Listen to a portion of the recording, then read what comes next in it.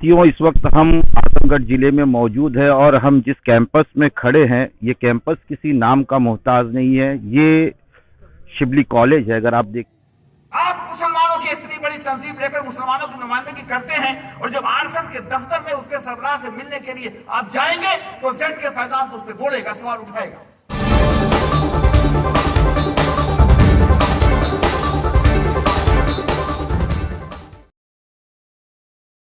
Rape भी नहीं थी। मैंने आपके वालिद मोहतरम सालार मिल्लत सलाउद्दीन ओवैसी साहब के साथ काम किया। 100 साल 2023 में पूरे 100 साल आपके पार्टी के हो जाएंगे। मैं पूछना चाहता हूं बड़ी जिम्मेदारी के साथ, ओवैसी साहब, इत्तेहाद अच्छी चीज है। आप उत्तर प्रदेश में आइए, आप आ रहे थे, बेहतर होता कि आप मायावती के दरवाजे पे जाकर के घुटने न टेकते।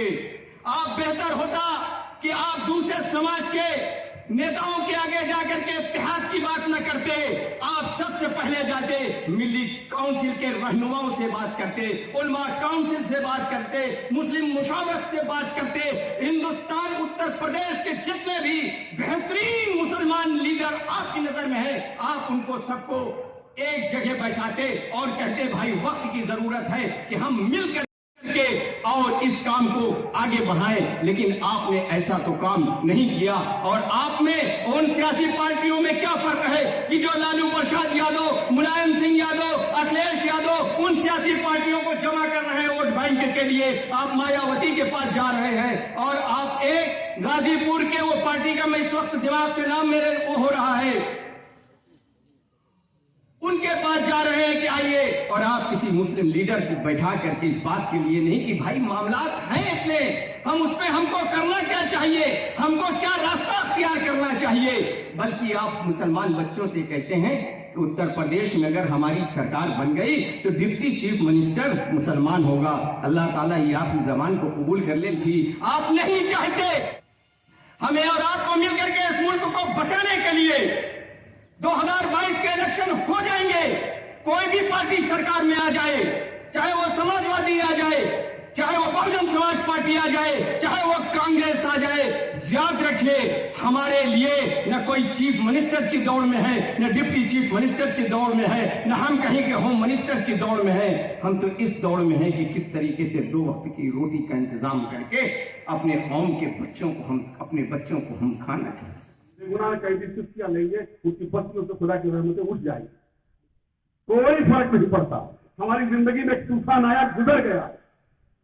इस हाल में, इस मैदान में बैठे लोगों, अपनी शक्लें देखो, आप अपनी वजह देखो, अपनी नस्लों को देखो, आप कौन हो।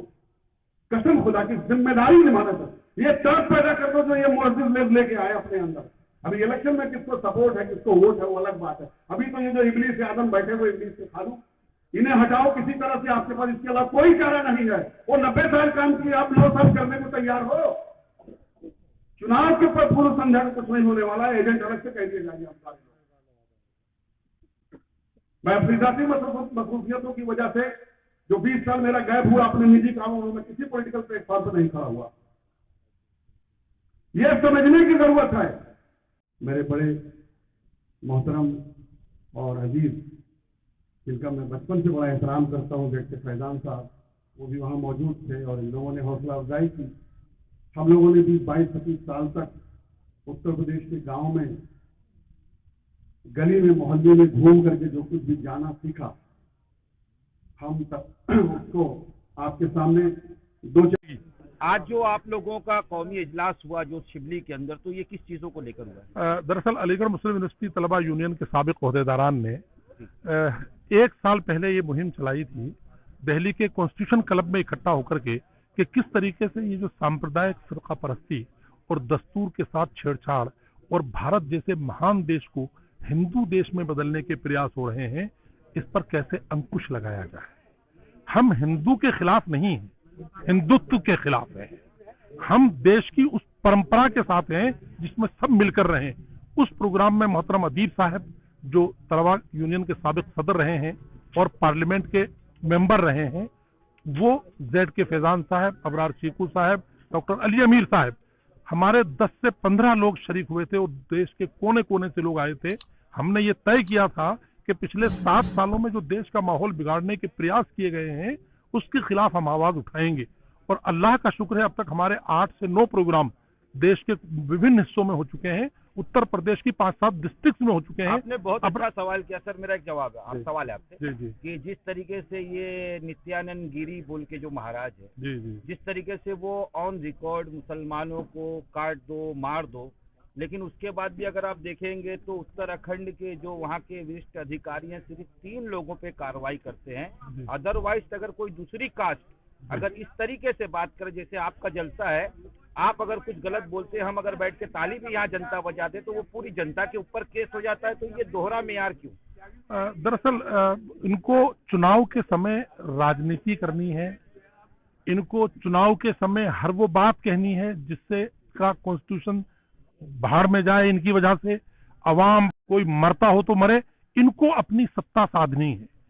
धर्म संसद में जो बातें कही गई हैं वो सिर्फ कॉन्स्टिट्यूशन के खिलाफ नहीं है, वो मानवता के खिलाफ है, वो आम हित के खिलाफ है, वो इंसानों की धार्मिक भावनाओं के खिलाफ है। उन तमाम लोगों के खिलाफ रिपोर्ट होनी चाहिए, नित्यानंद जी हो या कोई और हो। हमको ऐसा लगता है कि ये लोग अब चूंकि मुद्दा विहीन हो चुके हैं, मुद्दों को छोड़ करके ऐसी बातें कह रहे हैं, मैं समझता हूं लोग अब समझ चुके हैं और जनता इनको अब बड़ा सबक सिखाएगी। हम ऐसा मान करके चलते हैं, वो लोग सबक सिखाएं न सिखाएं, वो रिपोर्ट करें न करें, पुलिस उनको पकड़े न पकड़े, लेकिन जनता की अदालत में वो निकम्मे साबित हो चुके हैं और जनता इस बार उनको सबक सिखाने जा रही है, हम ऐसा मान करके चलते हैं। अच्छा, जब इलेक्शन आता है तो सारी ही पार्टियां वोटों के लिए मुस्लिम कायद और मुस्लिम रहनुमा और क्या क्या अल्फाज इस्तेमाल करती है, लेकिन कोई ऐसा नहीं होता जो ये एक हो जाओ।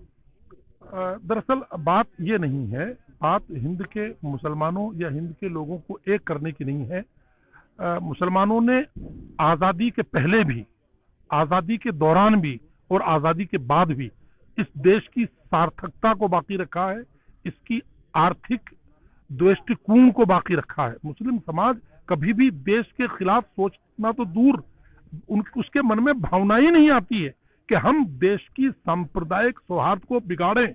लेकिन हमारे देश के जो हिंदू समाज हमारा भाई है, उनमें भी 95% ऐसे लोग हैं जो इस देश की एकता बाकी रखना चाहते हैं।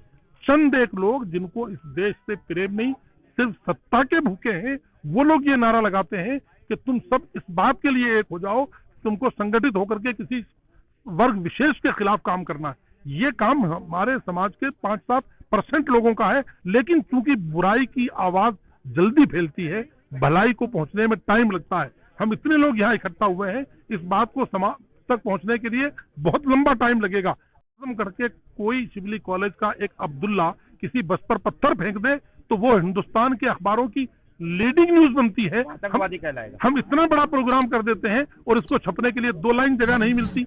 ये हमारे साथ नाइंसाफी है, लेकिन हम समझते हैं कि ये चीज दूर होगी। देश की जनता को कुछ आप कहना चाहेंगे? हम ये इस वक्त ये कहना चाहते हैं कि चुनाव के समय बढ़ चढ़ करके हिस्सा लें, वोटिंग करें, लेकिन उन सेकुलर फोर्सेस को मजबूत करें जिनका डॉक्टर भीमराव अंबेडकर के बनाए हुए संविधान पर विश्वास हो।